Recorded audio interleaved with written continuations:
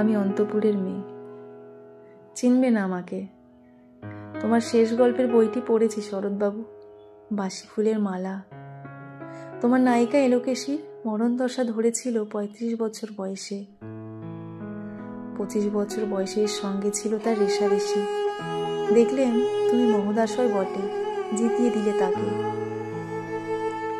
নিজের কথা বলি, বয়স আমার অল্প। একজনের মন ছুঁয়েছিল আমার এই কাঁচা বয়সের মায়া, তাই জেনে পুলক লাগতো আমার দেহে। ভুলে গিয়েছিলেন অত্যন্ত সাধারণ মেয়ে আমি। আমার মতো এমন আছে হাজার হাজার মেয়ে, অল্প বয়সের মন্ত্র তাদের যৌবনে। তোমাকে দোহাই দিই, একটি সাধারণ মেয়ের গল্প লেখো তুমি।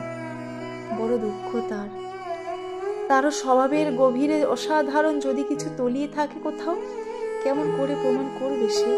এমন কজন মেলে যারা তা ধরতে পারে? কাঁচা বয়সের জাদু লাগে ওদের চোখে, মন যায় না সত্যের খোঁজে।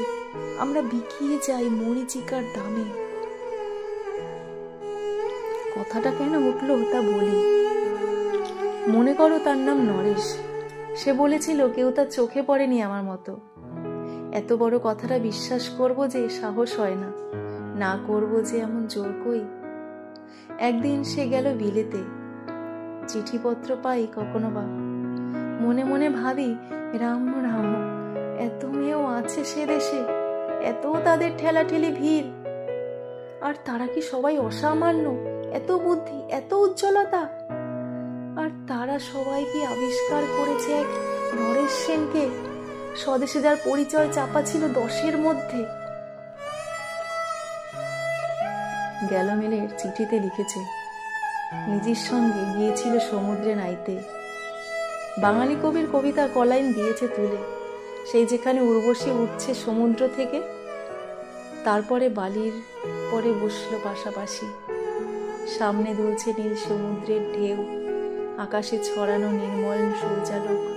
লিজিদাকে খুব আস্তে আস্তে বললে, এই সেদিন তুমি এসেছো, 2 দিন পরে যাবে চলে। ঝিনুকের 2টি খোলা, মাঝখানটুকু ভরা থাক একটি নিরেট অশ্রুবিন্দু দিয়ে, দুর্লভ মূল্যহীন।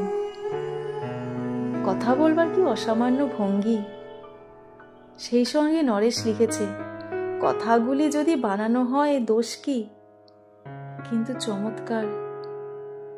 হিরে বসানো সোনার ফুল কি সত্য? তবুও কি সত্য নয়?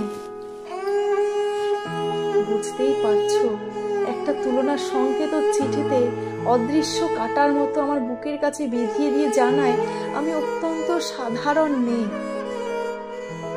মূল্যবানকে পুরো মূল্য চুকিয়ে দিই এমন ধন নেই আমার হাতে। ওগো, না হয় তাই হলো, না হয় ঋণী রইলেন চিরজীবন।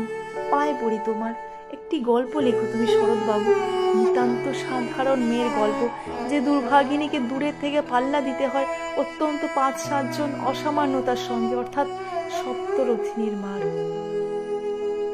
বুঝে নিয়েছি আমার কপাল ভেঙেছে, হার হয়েছে আমার, কিন্তু তুমি যার কথা লিখবে তাকে জিতিয়ে দিও আমার হয়ে। পড়তে পড়তে বুক যেন ওঠে ফুলে, ফুল চন্দন পড়ুক তোমার কলমের মুখে। তাকে নাম দিও মালতী। ওই নামটা আমার, ধরা পড়বার ভয় নেই। এমন অনেক মালতী আছে বাংলাদেশে, তারা সবাই সামান্য মেয়ে। তারা ফরাসি জার্মান জানে না, কাঁদতে জানে। কি করে জিতিয়ে দেবে? উচ্চ তোমার মন, তোমার লেখনী মহীয়সী।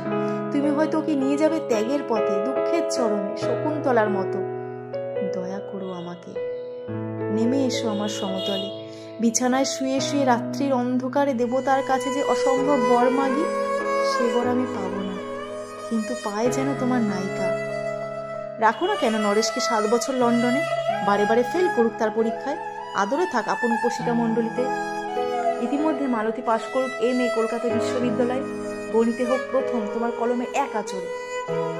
কিন্তু ওইখানেই যদি থামো, তোমার সাহিত্য সম্রাট নামে পড়বে কলঙ্ক। আমার দশা যাই হোক, খাটো করো না তোমার কল্পনা। তুমি তো কৃপণ বিধাতার মতো। মেয়েটাকে দাও পাঠিয়ে ইউরোপে, সেখানে যারা জ্ঞানী, যারা বিদ্বান, যারা বীর, যারা কবি, যারা শিল্পী, যারা রাজা দল বেঁধে আসুক ওর চারিদিকে। জ্যোতির্বিদের মতো আবিষ্কার করুক ওকে, শুধু বিদর্শী বলে নয়, নারী বলে। ওর মধ্যে যে বিশ্ববিজয়ী জাদু আছে, ধরা পড়ুক তার রহস্য। মূঢ়ের দেশে নয়, যে দেশে আছে সমজদার, আছে দরদি, আছে ইংরেজ, জার্মান, ফরাসি। মালতীর সম্মানের জন্য সভা ডাকা হোক না, বড় বড় নামজাদার সভা। মনে করা যাক সেখানে বর্ষণ হচ্ছে মুষলধারে চাটু বাক্যে, মাঝখান দিয়ে এসে চলেছে অবহেলায় ঢেউয়ের উপর দিয়ে যেন পালের নৌকা।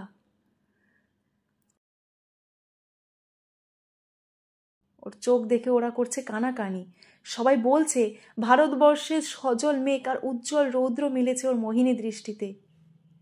এইখানে জনান্তিকে বলে রাখি, সৃষ্টিকর্তার প্রসাদ সত্যই আছে আমার চোখে।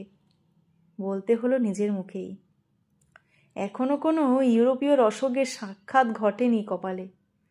নরেশ এসে দাঁড়াক সেই কোণে, আর তার সেই অসামান্য মেয়ের দল। আর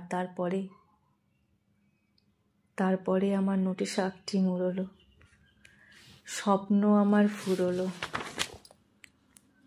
হায়রে সামান্য মেয়ে, হায়রে বিধাতার শক্তির অপব্যয়।